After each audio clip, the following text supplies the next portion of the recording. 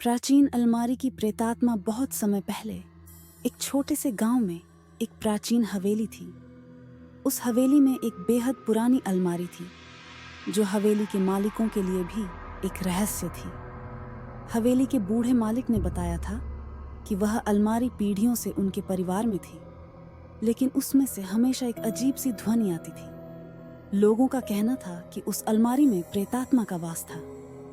एक रात हवेली के मालिक का बेटा अरविंद जिज्ञासा के कारण उस अलमारी के पास गया। जैसे ही उसने अलमारी खोली, अचानक हवेली की सारी बत्तियां बुझ गईं और चारों ओर घना अंधेरा छा गया। अरविंद ने देखा कि अलमारी के अंदर एक पुराना धूल भरा पत्र पड़ा हुआ था। उसने वह पत्र उठाया और पढ़ने लगा। पत्र में लिखा था कि कई साल पहले इस हवेली में एक युवती रहती थी जिसका नाम राधिका था। राधिका की शादी के समय ही उसकी हत्या कर दी गई थी और उसकी आत्मा को इस अलमारी में बंद कर दिया गया था। राधिका की आत्मा हर रात बदला लेने के लिए तड़पती रहती थी। अरविंद को यह समझ में आ गया कि अलमारी की अजीब ध्वनियों का कारण राधिका की आत्मा ही थी। वह डर के मारे कांप उठा, लेकिन उसने निश्चय किया कि वह राधिका की आत्मा को मुक्त करेगा।